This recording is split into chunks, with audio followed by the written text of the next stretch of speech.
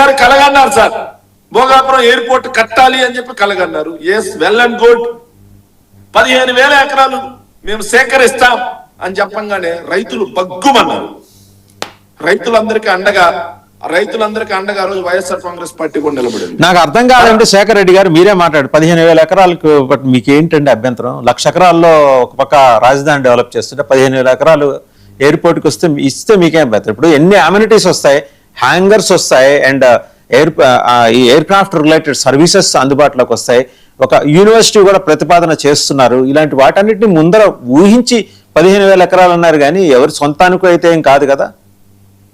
తాపకి మీరు ఎందుకు అభ్యంతరం పెడతారో అర్థం కావట్లేదు. రాజధానికి 1,00,000 ఎకరాలు నడుస్తుంది ఒక పక్క, ఎక్స్టెండ్ ఇప్పుడు 33,000 కాకుండా ఎక్స్టెండ్ ఇంకొక 50,000 ఎకరాల సమీకరణ లేదా సేకరణ డెవలప్ అవుతుందండి. మీకు తడ నుంచి ఇటు శ్రీకాకుళం వరకు డెవలప్ అవుతుంది. మొత్తం రాజధాని ప్రాంతంగా కలకల్లాడే విధంగా తీర్చిదిద్దే కార్యక్రమం జరుగుతుంటే ప్రతి దానికి మోకాలంటడం మీకు అలవాటైపోయింది. బెంగళూరు ఎయిర్పోర్ట్ ఎన్ని కిలోమీటర్ ఎంత విస్తీర్ణంలో ఉంది, ఎన్ని ఎకరాల్లో ఉంది? మీరు అక్కడ ఫ్రీక్వెంట్ వెళ్తుంటారు కదా, మీకే ఎక్కువ తెలుస్తుంది. అడుగుతానండి, ఢిల్లీ ఎయిర్పోర్ట్ ఎంత విస్తీర్ణంలో ఉంది? దేశంలో అత్యంత బిజియెస్ట్ ఎయిర్పోర్ట్లు ఇవి. సో 15,000 ఎకరాల్లో ఏది లేదు సార్. రైతుల దగ్గర నుంచి భూములు లాక్కొని real estate చేసుకోవడానిక?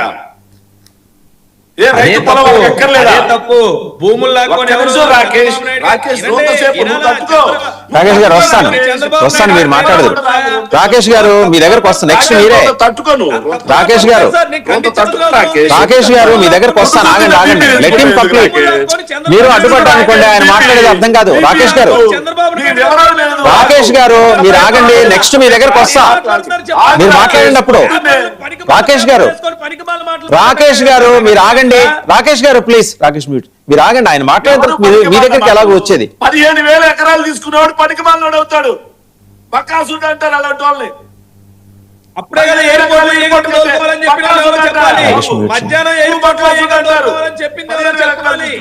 Sir Chandrababu Naidu గారి హయాం సార్ రైతుల ఆందోళనతో 5,000 ఎకరాలకే నోటిఫికేషన్ ఇచ్చారు సార్. 5,000 ఎకరాలకు నోటిఫికేషన్ ఇచ్చిన తర్వాత భూసేకరణ నిబంధనలు ఏవి పాటించకుండా 12.6 లక్షల రూపాయలు మాత్రమే పరిహారం అని చెప్పడంతో, అదే విధంగా R&R గురించి, R&R అంటే 456 మంది రైతులకు బయట 80 కోట్ల రూపాయలతో జగన్మోహన్ రెడ్డి గారు టౌన్షిప్ కట్టించారు చూసారా, దాని గురించి ప్రస్తావన ఏమీ లేకపోవడంతో రైతులు హైకోర్టు, సుప్రీంకోర్టు, ఎన్జిటి ప్రతి చోట కేసులు వేశారు. ఒక్క కేసు పరిష్కారం లేదు.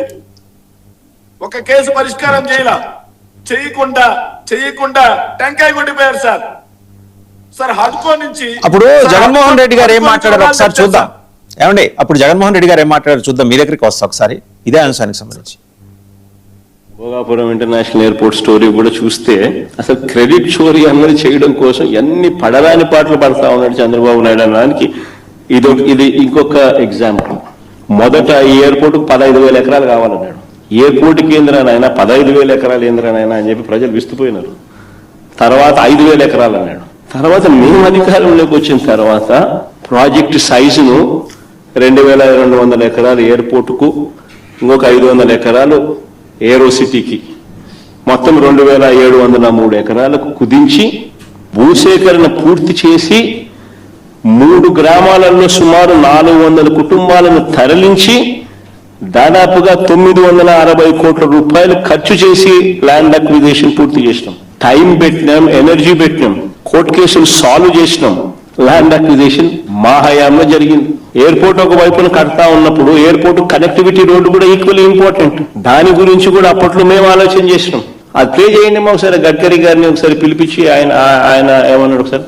Demand from the Chief Minister is with me, that is the making of 6-lane Vizag Port Highway and NH16 near Bhogapuram.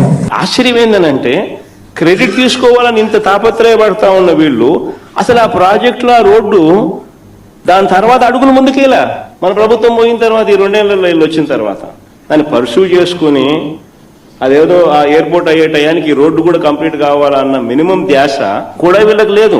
ఈరోజు ఎయిర్పోర్ట్ కంప్లీట్ అవుతా ఉంది. నెలలో బహుశా ఫ్లైట్స్ కూడా టేక్ ఆఫ్ అవుతాయి. పరిస్థితి చూస్తే రోడ్డు కనెక్టివిటీ కుంటు రోడ్డే ఇప్పటికి అయిపోయిండాలి. మామూలుగా అయితే వీళ్ళ వల్లనే వచ్చింది అన్నట్టుగా బిల్డప్. అది వీళ్ళు ఏం చేసినారు? అది వీళ్ళు ఏమైనా చేసినారా? ఒక పర్మిషన్ తెచ్చినారా? ల్యాండ్ అక్విజిషన్ చేసినారా? కనీసం జరగాల్సిన పనులన్నా చేయించినారా కనీసము? చంద్రబాబు నాయుడు గారి మనస్తత్వం ఎలా ఉంటుందని అంటే క్రెడిట్ వితౌట్ కాంట్రిబ్యూషన్. అది చంద్రబాబు నాయుడు గారి మనస్తత్వం. రైట్. శేఖర్ రెడ్డి గారు, జనం విస్తుపోయినారు అన్నాడు ఆయన. ఏం విస్తుపోయారండి అక్కడ అంత పెద్ద ఎయిర్పోర్ట్ వస్తే? 15,000 ఎకరాల్లో భూసేకరణ అనగానే ఎవరైనా విస్తుపోతారు సార్, జనమే కాదు, అన్ని రాజకీయ పార్టీలు విస్తుపోయాయి. అసలు నేషనల్ మీడియా అయితే దారుణంగా విస్తుపోయింది భోగాపురం మీద, దుమ్మెత్తిపోల్సింది చంద్రబాబు నాయుడు గారి ప్రభుత్వం మీద. సార్ ఒక్క నిమిషం sir. So BIAL Bhogapuram international airport limited అని చెప్పేసి ఒక కార్పొరేషన్ ఏర్పాటు చేశారు సార్ చంద్రబాబు నాయుడు గారు 2015లో. చేసిన తర్వాత 2016లో హడ్కో ద్వారా 15,000 కోట్ల రూపాయలకి 1,500 కోట్ల రూపాయలకి ప్రభుత్వం గ్యారంటీ ఇచ్చింది సార్. 1,500 కోట్ల రూపాయలకి 1,500 కోట్ల రూపాయల్లో 868 కోట్ల రూపాయలు భూసేకరణ మరియు ఇన్ఫ్రాస్ట్రక్చర్ మౌలిక వస్తువుల కోసం అని చెప్పేసి హడ్కో నుంచి డ్రా చేశారు సార్.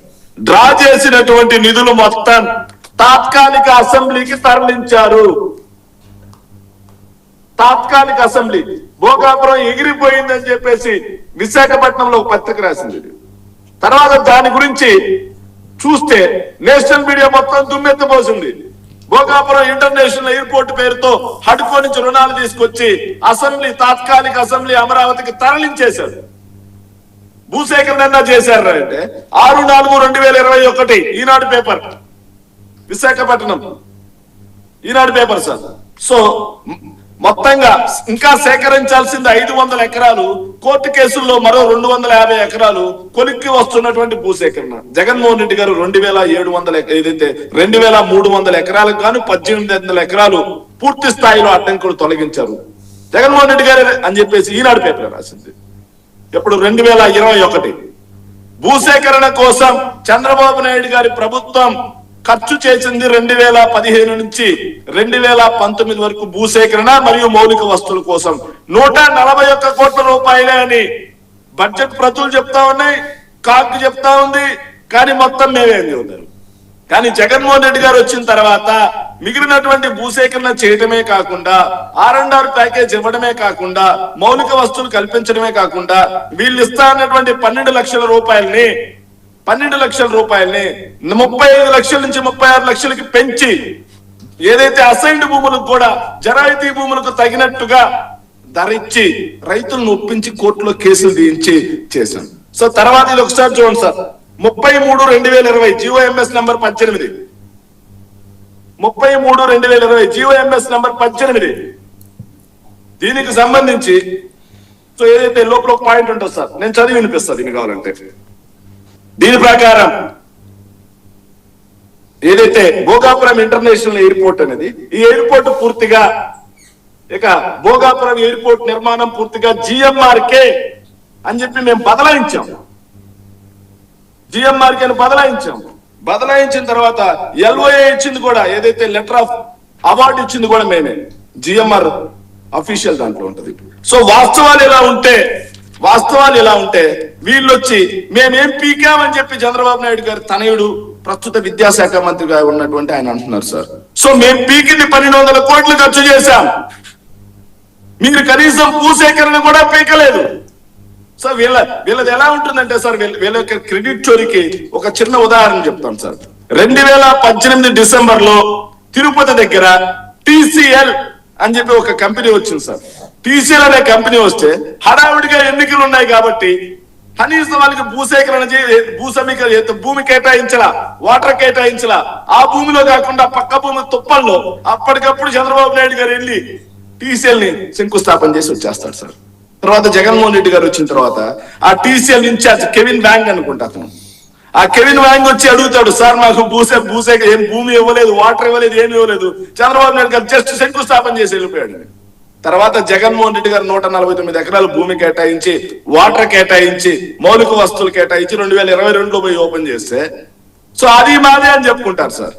ఇక 1996 లోక్సభ ఎన్నికలకు సంబంధించిన ఆయన 3 ప్రాజెక్టులు సార్, హంద్రీనీవా, దేవాదుల, ఈ పక్క వెలుగొండ, 3కి టెంకాయ కొడతాడు సార్. సీనియర్ నాయకులు అయినటువంటి కాంగ్రెస్ నాయకులకు బాగా తెలిసి ఉంటారు సార్. కానీ తట్టమట్టేడు సార్. మళ్ళీ 99 ఎన్నికలకి అదే ఆంధ్రని మరోసారి టెంకాయ కొడతారు సార్. సరే మనం కన్ఫైన్ టెంకాయ కొడతారు. ఈ ఎయిర్పోర్ట్ వరకు కన్ఫైన్ అవుదాం. చెప్పుకుంటారు సార్. ఎయిర్పోర్ట్ వరకు కన్ఫైన్ అవుదాము. ఒకసారి అంటే వీళ్ళ క్రెడిట్ చోరీ ఎలా ఉంటుంది బొత్స సత్యనారాయణ గారు ఏం మాట్లాడారో శాసన మండలిలో విపక్ష నేత, అది కూడా చూసి డూండి రాకేష్ గారి దగ్గరికి వెళ్ళాం. ఎయిర్పోర్ట్ ఆర్టీఎఫ్ ఇండియా శాంక్షన్ చేసింది, దానికి కావాల్సిన మౌలిక సదుపాయాలు నేను వచ్చిన తర్వాత చేస్తాను, నేను వచ్చిన తర్వాత 5,000 ఎకరాలు అక్కర్లేదు, ఎంత అవసరం అంతే చేస్తానని చెప్పాడు. పక్కనే ఉన్నా ఆ మాట్లాడినప్పుడు భోగాపురం మీటింగ్ లో పక్కనే టిప్పింగ్ తెప్పించి చూడండి. మీరు అంతవరకే ఖర్చు చేస్తారుగా. ఈ ప్రాంతం అభివృద్ధి చెందబోతుంది, ఏరు వేసుకోవాలి కాబట్టి మీరు 2,000 ఎకరాలు చాలు, నేను వస్తే అదే చేస్తానని చెప్పేసి ఆయన చెప్పాడు. నేను పక్కన్నాను. మీరు అర్జెంట్గా కట్టు పేస్ట్ చేసుకుంటే మేమే చేస్తాం. మేము వచ్చిన తర్వాత ఈ 2 సంవత్సరాల్లోనూ అక్కడ ఏమైనా పెర్మిషన్ ఆగిపోతే తెప్పించాము, ఆ ప్రభుత్వం చేయలేకపోయింది. లేదు అక్కడికి ఏదైనా గట్గా ఇచ్చిన రోడ్డు మేము అప్పుడు చేస్తూ మధ్య ఆగిపోతే చేసాం. ఇచ్చిన రోడ్డే అయిపోయింది ప్రభుత్వం, ఇచ్చిన నీరే అయిపోయింది. నీరు దారి గురించి చెప్తాను రేపు. అప్పుడు మటు ఇవాళ ప్రారంభం అవుతుందంటే అదండి రాకేష్ గారు.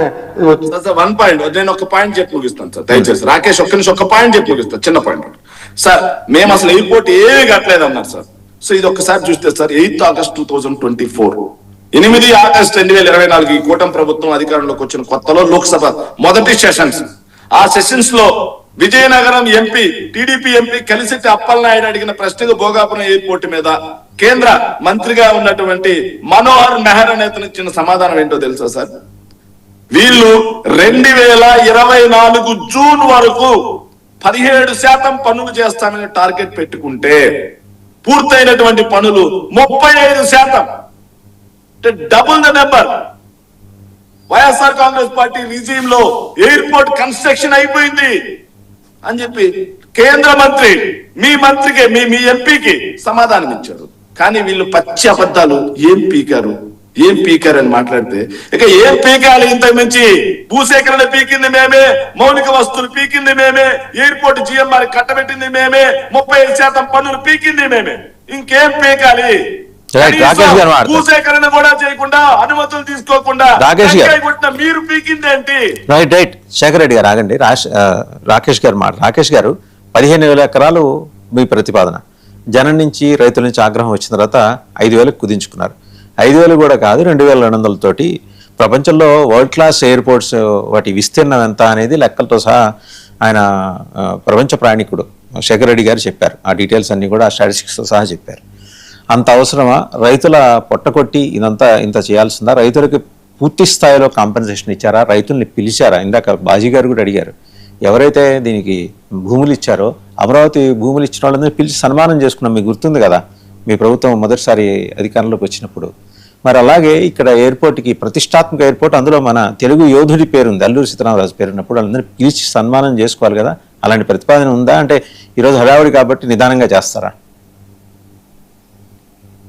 మ్యూట్లో ఉన్నారు సార్, మ్యూట్లో ఉన్నారు, అన్మ్యూట్ చేసుకోండి సార్. వినపడుతుందా? వినిపిస్తుంది. నేనేమంటానంటే మీరు అడిగిన ప్రతి దానికి సమాధానం ఉంది.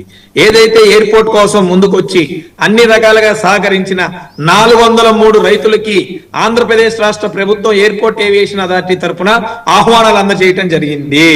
వీరందరినీ కూడా ఎయిర్పోర్ట్ ప్రారంభ కార్యక్రమంలో ముందు కూర్చోబెట్టడం జరుగుతుంది. వారికి ఏదైతే ఏ విధంగా ప్రభుత్వం తరఫున సత్కరించుకోవాలో వారికి దక్కాల్సిన ప్రతి గౌరవం కూడా దక్కే బాధ్యత మాది అన్న సంగతి మేము మరోసారి కూడా మళ్ళీ కూడా 1కి 2 సార్లు చెప్తా ఉన్నాం. అందులో ఎటువంటి అతిశయోక్తి కూడా లేదు. వాళ్ళందరినీ కూడా ప్రత్యేక అతిథులుగా ఆహ్వానించడం జరిగిందన్న సంగతి మీ అందరూ కూడా గుర్తుపెట్టుకోవాలి. వివిఐపి పాస్లు ఇచ్చి గ్యాలరీలో వాళ్ళ కుటుంబ సభ్యుల్ని కూర్చోబెడతా ఉన్నాం. ఇవన్నీ కూడా మీరు తెలుసుకోవాల్సిన అవసరం ఉందన్న సంగతి నేను చెప్తా ఉన్నా. ఇందాక శేఖర్ రెడ్డి గారు చెప్పారు. శేఖర్ రెడ్డి గారు చెప్పింది ఏంటంటే పాపం ఆయన నేనంటా ఒక బాధితుడు అంటే వాళ్ళ నాయకుడు ఏదైతే హిప్నటైజ్ చేసే ఒక దాంతో శేఖర్ రెడ్డి గారు కూడా హిప్నటైజ్ దాంట్లో పడిపోయే ఒక బాధితుడుగానే నేను భావిస్తాను తప్ప నేను వేరే ఉద్దేశంగా భావించను. నేను ఏమడుగుతానంటే 2015 2015 ఫిబ్రవరి 19న చంద్రబాబు నాయుడు గారు ఎయిర్పోర్ట్ ప్రకటన బెంగళూరులో చేయడం జరిగింది, ఏవియేషన్ సాక్షిగా, ఆ రోజు సమ్మిట్ సాక్షిగా. తర్వాత 2016లో కేంద్రం అనుమతులు ఇవ్వటం జరిగింది, 2017లో పర్యావరణ అనుమతులు ఇవ్వటం జరిగింది, 2019లో చంద్రబాబు నాయుడు గారు ముఖ్యమంత్రిగా శంకుస్థాపన చేయడం జరిగింది. ఆ తర్వాత జగన్మోహన్ రెడ్డి గారు ఇప్పుడు దాకా చెప్పిన స్టోరీ ఉంది కదండి, నేను అడుగుతా ఉన్నా, ఎప్పుడు శంకుస్థాపన చేశారో తెలుసా సార్? 2023 సంవత్సరంలో, 2023 మే 3. మరి అది మా క్రెడిట్, మేమంతా పనిచేసామని చెప్పే నాయకుడికి 2023లో శంకుస్థాపన చేయటం ఏంటి? 2023 మేలో శంకుస్థాపన చేయటం ఏంటి? ఆ నాయకుడంతా 2019 తర్వాత అతను ముఖ్యమంత్రి అయిన తర్వాత 2023 దాకా ఏం చేశాడు? ఆ రోజు ఎందుకు శంకుస్థాపన కార్యక్రమం 2019లోనే చేయలేదు? కార్యక్రమాలు 99 నుంచి ఒక్క నిమిషం అండి, ఒక్క నిమిషం 1999 నుంచి 2004 దాకా మీరేం చేశారో జగన్మోహన్ రెడ్డి కూడా అదే చేశాడు. ఎస్, నేను అదే చెప్తున్నా సార్. 1994 నుంచి చేశామన్న సంగతి 99 నుంచి 2004 చంద్రబాబు నాయుడు గారు అఫీషియల్ గా చెప్పలేదు. లోకేష్ గారు చెప్పిన మాట ఏంటంటే, ప్రభుత్వంలో మంత్రులు చెప్పినా, లోకేష్ గారు చెప్పినా, అది చంద్రబాబు నాయుడు గారి యొక్క బ్రెయిన్ చైల్డ్, ఇది ఇలా ఉంటే బాగుంటదని ఆ రోజు మీటింగ్ లో డిస్కస్ చేయడం జరిగింది. దాన్ని ఇలా చేస్తే బాగుంటది అన్న సందర్భాన్ని తీసుకొచ్చారు. నేను అదే చెప్తున్నా, ఇందాక కూడా పెద్దలు కాంగ్రెస్ నాయకులు చెప్పారు, మేము కూడా డాక్యుమెంట్ లో ఎప్పుడో భోగాపురం అని మెన్షన్ చేశామని. ఇవన్నీ కూడా అనాదిగా కంటిన్యూగా వస్తున్న విషయాలు, దాన్ని అందరూ కూడా దయచేసి అర్థం చేసుకోవాలి. అంతేగాని మనం ఏదో తప్పు చేస్తున్నామనో, మనం అలా అని దాన్ని ఇంకో వేరే విధంగా మనం ఏదో చేస్తున్నామని ఫీల్ అయితే ఎట్లా? 2023లో శంకుస్థాపన చేసి 35%, 40%, 50% ప్రాజెక్ట్ అయిపోయింది అంటే ఆల్మోస్ట్ ప్రాజెక్ట్ డన్ అని అన్నారంటే నేను ఏం చెప్పాలి సార్ దానికి సమాధానం? యూనియన్ మినిస్టర్ కదా అండి, జగన్మోహన్ రెడ్డి కాదు అన్నది, జగన్మోహన్ రెడ్డి కాదు అన్నది, యూనియన్ మినిస్టర్ చెప్పాడండి. జగన్మోహన్ రెడ్డి గారు చెప్పింది, మీ మేం కాదు, ఆయన కాదు చెప్పింది, యూనియన్ మినిస్టర్. మీ ఎంపీ అడిగిన ప్రశ్నకి సమాధానం ఇచ్చారు. అంటున్నా సార్, ఈ 35% పనులు అన్నారు కానీ 35% పనులన్నీ కూడా జగన్మోహన్ రెడ్డి ప్రభుత్వంలో అయినాయని ఏం చెప్పలా. ఆనాటి డేట్ కి, క్వశ్చన్ అడిగిన డేట్ కి ఎన్ని పనులైనాయి, ఎంత పర్సెంటేజ్ పనులైనాయి అని చెప్పారు. అంతే తప్ప 35% లో 35% జగన్మోహన్ రెడ్డి ప్రభుత్వం చేశాడని ఏ పార్లమెంట్ అవసరం ఉంది, అది గుర్తు పెట్టుకోవాల్సిన అవసరం ఉంది.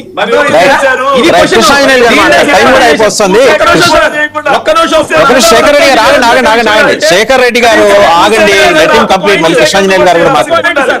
శేఖర్ రెడ్డి గారు ఆగండి. ఇంకా మనం సంతోషించాల్సిన విషయం ఏంటంటే, ఒకే ఒక పాయింట్, కియా ఫ్యాక్టరీలో ఏదైతే జగన్మోహన్ రెడ్డి నాన్నగారు వైఎస్ రాజశేఖర రెడ్డి లెటర్ రాశారు, ఇది రాజారెడ్డి గారి డ్రీమ్ అన్నట్టు, భోగాపురం కూడా ఏ జగన్మోహన్ రెడ్డి గారి తండ్రో తాతయ్యో డ్రీమ్ అని లెటర్లు బయట పెట్టలేదు. దానికి మన అందరం కూడా సంతోషించాలి. కృష్ణాంజనేయులు గారు నేను ఒక చిన్న పాయింట్, 1 పాయింట్ ప్లీజ్, దయచేసి 1 పాయింట్ సార్. 2023 ఫిబ్రవరిలో భోగాపురం ఎయిర్పోర్ట్ కి శంకుస్థాపన చేశారు, మేము పక్కన పెట్టేసాం. మళ్ళీ సారీ 2000 ఏదైతే వీళ్ళు చెప్పినట్టుగా 2019లో చంద్రబాబు నాయుడు గారు భోగాపురం ఎయిర్పోర్ట్ కి శంకుస్థాపన చేశారు, మేము పక్కన పెట్టాం. అప్పుడు వీళ్ళు వచ్చి చేస్తున్నారు, బాగానే ఉంది, నేను వాళ్ళ మాట ఒప్పుకుంటున్నాను సార్. మరి అదే 2019లో చంద్రబాబు నాయుడు గారు కుప్పం ఎయిర్పోర్ట్ కూడా శంకుస్థాపన చేశారు. మరి ఈ రోజు కుప్పం ఎయిర్పోర్ట్ లో తట్టమట్టెత్తారా? కృష్ణాంజనేయులు గారు మాట్లాడండి. ఇద్దరు ఆగండి ప్లీజ్, ఇద్దరు ఆగండి. శేఖర్ రెడ్డి గారు, రాకేష్ గారు, ఇద్దరు ఆగండి. కృష్ణాంజనేయులు గారు ప్లీజ్ అండి, కృష్ణాంజనేయులు గారు మీరు ఆగండి. శేఖర్ రెడ్డి గారు మీరు ఆగండి. కృష్ణాంజనేయులు గారు మాట్లాడతారు. కృష్ణాంజనేయులు గారు. వాసుదేవన్ గారు ప్రభుత్వాలు అని అంటే ఒక కంటిన్యూస్ ప్రాసెస్ అండి. ప్రభుత్వం అన్న తర్వాత ఇప్పుడు రాజకీయ పరమైనటువంటి పార్టీలు అధికారంలో ఉండొచ్చు, ప్రతిపక్షంలోకి వెళ్ళొచ్చు. దాన్ని మా ప్రభుత్వంలో జరిగింది, మా ప్రభుత్వం ఈ క్రెడిట్ మా పార్టీకి రావాలి అనేటువంటి ధోరణి ఇది కరెక్ట్ కాదు. కనీసం డెవలప్మెంట్ అనేటువంటి దాన్ని యాక్సెప్ట్ చేయాలి, దాన్ని అంగీకరించాలి. దీన్ని ఏ మేరకు ఆయా పార్టీలు ఆయా సందర్భాల్లో అంగీకరించినది చాలా ముఖ్యం. కానీ ఇక్కడ ఈ డిబేట్ మొత్తంలో, ఇది డిబేట్ కానివ్వండి, ఆ తర్వాత కానివ్వండి, ఈ పార్టీలు మాట్లాడేటువంటి దాంట్లో తెర వెనక జరిగేటువంటి కుంభకోణాలు, అదే విధంగా కమిషన్ల బేరాలు, వీటికి సంబంధించినటువంటి విషయాల్లో వీళ్ళకి విభేదాలు ఇవ్వండి. వీళ్ళిద్దరు ఒకటే. అప్పుడు ఇంతకు ముందు శంకుస్థాపన చేసిన తెలుగుదేశం అయినా, ఆ తర్వాత శంకుస్థాపన చేసిన వైఎస్ఆర్ కాంగ్రెస్ పార్టీ అయినా, ఇప్పుడు పూర్తి చేసిన కూటమైనా, వీళ్ళందరూ మరి జిఎంఆర్ నుంచి వాళ్ళ దగ్గర నుంచి ఏ విధంగా డీల్స్ చేసుకున్నారు తెర వెనక, దీంట్లో ఎవరు సమాధానాలు లేవు. ఎవరు అడుగుతున్నారు ఇవన్నీ? మీరు నేను అడిగితే వీళ్ళు యాక్సెప్ట్ చేయరు. Suppose AB Venkateswararao intelligence chief గా పనిచేశాడు, ఆయన ఒక ఐపీఎస్ ఆఫీసర్. ఇప్పుడు ఏదైతే 2019 నుంచి 2023 మధ్యలో ఏం జరిగింది, ఎందుకు ఆలస్యమైంది అని అంటే, కాకినాడ సెజ్కు సంబంధించినటువంటి దాంట్లో ఒక డీల్ జరిగింది, అరవిందోకు సంబంధించినటువంటి భూములకు సంబంధించినటువంటి బదలాయింపు జరిగింది జిఎంఆర్ నుంచి అనేటువంటి ఆరోపణలు ఉన్నాయి. దానికి ఏమన్నా వైఎస్ఆర్ కాంగ్రెస్ పార్టీ సమాధానం చెప్పిందా? లేదు. అదే విధంగా నేను చెప్తాను sir, port authority of India నుంచి ఏదైతే వాళ్ళకి బిడ్ వస్తే దాని నుంచి మొత్తం నిబంధనలు మార్చేసి జిఎంఆర్ కట్టబెట్టేటువంటి విషయంలో తెలుగుదేశం పార్టీ ఆ రోజున, తెలుగుదేశం ప్రభుత్వము, కూటమి ప్రభుత్వము ఆ రోజున తెర వెనక ఏం జరిగింది, తెర వెనక జిఎంఆర్ తో ఏం డీల్ చేసుకున్నారు, ఇవన్నీ విషయాలు అంటే ఈ ప్రభుత్వ ధనానికి సంబంధించినటువంటి వ్యవహారాలని మొత్తము పారిశ్రామికవేత్తలను కట్టబెట్టటము, ఆ పారిశ్రామికవేత్తల నుంచి వీళ్ళు ముడుపులు తీసుకోవటము, ఈ వ్యవహారాన్ని అన్నిట్లో అటు తెలుగుదేశం అయినా అదే విధంగా ఇటు వైఎస్ఆర్ కాంగ్రెస్ పార్టీ అయినా ఎవ్వరూ తక్కువ కాదు. ఆ క్రెడిట్ స్టోరీకి సంబంధించినటువంటి విషయంలో ఆ క్రెడిట్ల గురించి మాట్లాడరు, ఆ దోపిడీ గురించి మాట్లాడరు. ఈ రోజున మీ ప్రభుత్వం ఉన్న తర్వాత ప్రభుత్వ నిర్మాణాలు చేస్తే, వైఎస్ఆర్ కాంగ్రెస్ పార్టీ ఉన్నప్పుడు 35% నిర్మాణం జరిగింది అనుకున్నాం. 65% అయితే కూటమి ప్రభుత్వం చేసిందనేటువంటి దాని మీద అంగీకరించాలి కదా. ఎవరు క్రెడిట్ వస్తాయి? 35%, 65% ఎవరు డిఫరెన్స్, ఎవరికి మార్కులు వస్తాయి? అది కాదు కదా. మీ కూటమి ప్రభుత్వం వైపు నుంచి 95 నుంచి లేక 97 నుంచి 2004 మధ్యలో చేయలేకపోయారు. అదే విధంగా 2014లో వచ్చిందని 19 లోపల చేయలేనటువంటి పరిస్థితి ఉంది. 19లో హడావుడిగా శంకుస్థాపన చేసినటువంటిది. ఇదంతా కూడా ఇప్పుడు ఎన్ని దశాబ్దాలు పట్టింది ఒక ఆలోచన కార్యరూపం దాల్చడం కోసం. ఇది ఒక రకమైనటువంటి ఫెయిల్యూర్. కనీసం ఇప్పటికైనా అయిందనేటువంటి దాని మీద సంతోషించాలి. వీళ్ళందరూ కూడా వీళ్ళకి సంబంధించినటువంటి వీళ్ళ తాత ముత్తాతలు సంపాదించినటువంటి డబ్బు పూర్తిగా వస్తుంది. క్విక్ గా షేక్ బాజీ గారు చాలా క్విక్ గా కంక్లూడ్ చేస్తారా ప్లీజ్? బస్ ప్రపంచంలోనే ఒకసారి రామ్మోహన్ రెడ్డి గారు మాట్లాడింది చూసి మీ దగ్గరకు వస్తాం. బాజీ గారు, రామ్మోహన్ రెడ్డి గారు కేంద్ర మంత్రి మాట్లాడింది చూసి మీ దగ్గరకు వస్తాను. ఒకసారి ప్రపంచంలోనే 2వ అతిపెద్ద జనాభా కలిగిన భారతదేశపు రాజధాని ఢిల్లీ ఎయిర్పోర్ట్ నిర్మించింది. ఒక్కసారి ఆగండి, రామ్మోహన్ రెడ్డి గారు మాట్లాడింది చూద్దాం, చూసి మీ దగ్గర ఒకసారి. ప్రస్తుతం భోగాపురం ఎయిర్పోర్ట్ రివ్యూ కార్యక్రమాన్ని మనం ఒకసారి పెట్టుకున్నాం. కిందసారి 13 సెప్టెంబర్ ఇక్కడికి రావడం జరిగింది. 13 సెప్టెంబర్ నాడు విచ్చేసినప్పుడు ఓవరాల్ ప్రాజెక్ట్ 86.61% కంప్లీట్ అయింది. ఈ రోజు మళ్ళీ మనం వచ్చిన సందర్భంలో 91.7%, అంటే 86.61 నుంచి 91.7% ఈ రోజు పూర్తి చేసుకుంటున్నాం. అర్థమైందా రైట్? అదండి ఆయన అప్పటికే చెప్తున్నది ఏంటంటే 86 పాయింట్ అయిపోయింది, మేము వచ్చిన తర్వాత దాన్ని 91కి తీసుకొచ్చాం. అది బాజీ గారు ఎయిర్పోర్ట్స్ నిర్మించేది ఎలా నిర్మించాలి అన్నది ప్రపంచ ఈ ఏవియేషన్ సంస్థలైనా మరి international air transport association IATA అనేది, అట్లాగే ICAO international civil aviation organisation నిర్ణయిస్తాయండి.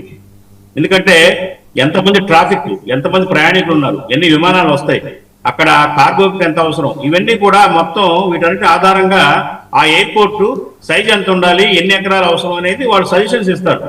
ఎవరైనా ఈ 2 ఆర్గనైజేషన్స్ వీళ్ళిచ్చే సజెషన్స్ ప్రకారమే ఎయిర్పోర్ట్ నిర్మాణానికి కావాల్సిన స్వరూపం అంతా కూడా తయారవుతుంది. మరి 15,000 ఎకరాలు భోగాపురానికి కావాలని ముందు అనుకోవటం అనేది మరి ఇవాళ భోగాపురం అంచనా ఏంటి? భోగాపురం ఎయిర్పోర్ట్ అంచనా 6 మిలియన్లు అంతే. ఢిల్లీ ఎయిర్పోర్ట్ అంతా 78 మిలియన్లు. మరి ఎట్లా కంపారిజన్? కాబట్టి ఏంటంటే 15,000 ఎకరాలు సేకరించాలి భూమి అన్నది ఇది సమంజసం కాదు ఇక్కడికి. ఎందుకంటే ఇది మన రాష్ట్ర క్యాపిటల్ కూడా కాదు, ఇది దేశ క్యాపిటల్ కి అంత భూమి. ఇలా హైదరాబాద్ కి 5,000, హైదరాబాద్ పెద్ద ఎయిర్పోర్ట్ కి దాదాపు 48 మిలియన్స్ పీపుల్ ట్రావెల్ చేస్తారు హైదరాబాద్ నుంచి, దానికే 5,000 ఎకరాలు. కాబట్టి ఏంటంటే అది అసమంజసమైన ప్రతిపాదన జరిగింది. సరే, ఎనీహా ఏంటంటే 2,000 ఎకరాలకి కుదించారు. కాకపోతే ఏంటంటే ఇక్కడ భోగాపురానికి ఉన్న ప్రత్యేకత ఏంటంటే కార్గో సర్వీసెస్ బాగా విస్తృతంగా పెరిగే అవకాశం ఉంది కాబట్టి కార్గోకి కావాల్సిన విస్తీర్ణం మాత్రం ఎక్కువ అవసరం ఉంటుందని చెప్పేసి నేను అనుకుంటున్నా ఉన్నాను. ఏదైనా కానీ ఏంటంటే ఇదొక మంచి పరిణామం. భోగాపురం అనేది చాలా మంచి రైట్ అండి. థ్యాంక్ యూ బాజీ గారు, కృష్ణాంజలి గారు, శేఖర్ రెడ్డి గారు అండ్ మనకి రాకేష్ గారు, అందరికి కూడా ధన్యవాదాలు. ఒక గొప్ప ఈవెంట్ అండి ఈరోజు. తెలుగు రాష్ట్రాలు రెండూ కూడా సంతోషించాల్సిన విషయం. శంషాబాద్తో సమానంగా మరి అల్లూరి సీతారామరాజు భోగాపురం ఇంటర్నేషనల్ ఎయిర్పోర్ట్ ప్రారంభోత్సవం కాబోతోంది. స్వాగతిద్దాం. వివాదాలు అంటారా ఎప్పుడు ఉంటూనే ఉంటాయి, పరిష్కరించుకుందాం. క్రెడిట్స్ అంటారా అందరికీ ఇచ్చేద్దాం, వైసీపీకి ఇచ్చేద్దాం, టీడీపీకి ఇచ్చేద్దాం, సంబంధం లేని ఇంకెవరైనా స్టేక్ హోల్డర్స్ వచ్చినా వాళ్ళకి కూడా ఇచ్చేద్దాం. కానీ అసలు క్రెడిట్ ఆ భూములు ఇచ్చిన రైతులకి ముందు వాళ్ళని ఘనంగా సన్మానించుకుందాం. Thank you very much for watching Big Debate.